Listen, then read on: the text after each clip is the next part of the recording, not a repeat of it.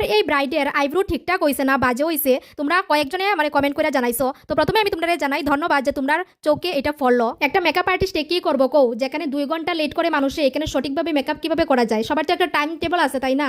তো আমার প্রচন্ড লেট হয়ে গেছে, তারাও টাইম কম দিচ্ছে, তো আমার কিচ্ছু করার নাই, আমারও তাড়াহুড়ো করে করতে লাগছে, এটা লাগে মিস্টেকটা হয়েছে। এখানে আমার টাইম দেওয়া আসলো 9টা, আমি ঠিক 9টা থেকে 9:30টার ভিতরে আমি পৌঁছাইয়া গেছি। আর আমার কাছে ব্রাইড এসে 11:30টার দিকে। তোমরা ভাবো এতটা লেটের মধ্যে আমি কিভাবে কি করি, কারণ বৌবাতের মধ্যে সব কিছু একটু তাড়াহুড়ো করে করতে লাগে, কারণ সময় খুব কম থাকে। রাত্রের বিয়েতে তো অনেক টাইম পাওয়া যায় সাজানোর, ঠিক না, কিন্তু দিনের বিয়েতে মানে রিসেপশনে এত টাইম পাওয়া যায় না।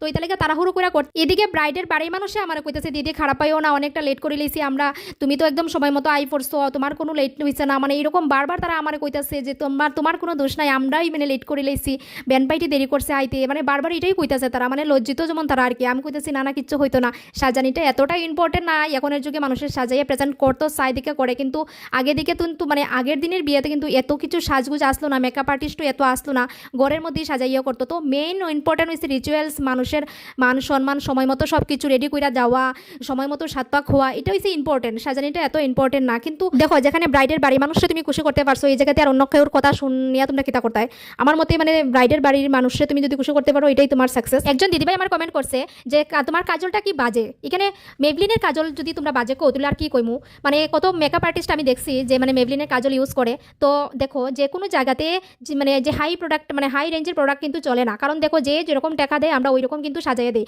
এখানে যদি তোমার 5,000 টাকার মেকআপে যদি তুমি 10,000 টাকার প্রোডাক্ট লাগাই দাও তাহলে কি হয় তোমরা কো।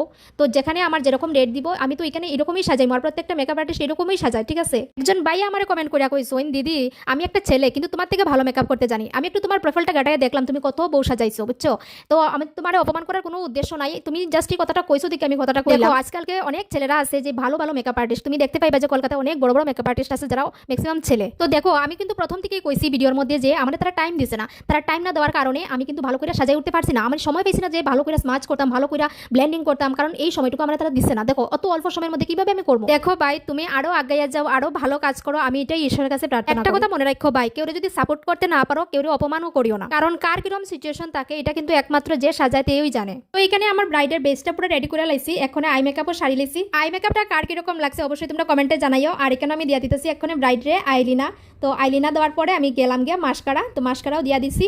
তো খুব তাড়াহুড়ার মধ্যে করতেছি, তোমরা যেটা দেখতে পাইতেছো যে জায়গাতে আমার ব্রাইডের বাড়ির মানুষ আইয়া কইতাছি দিদি আমরা সত্যি অনেক লেট করে লাইছি, তোমার টাইম দিতে পারছি না, তুমি সময় মতো সাজাই উঠতে পারছো না, তুমি তো টাইম মতোই আই পড়ছো, কিন্তু আমরাও লেট হয়ে গেছে, কিতা করবো, ফুর্তি করার ইচ্ছা থাকে, কিন্তু তারা যদি আমরা একটু টাইম না দিই তাহলে তারাও মন খারাপ করবো। তো যতটুকু সময় পাইছি অতটুকুর মধ্যে যেমন হয় তেমন সাজাই দিলেও আমরা তত কিছু লাগতো না। তো ওই আর কি, তো দেখো তারা খুশি মানে আমিও খুশি, তোমরা যাই গো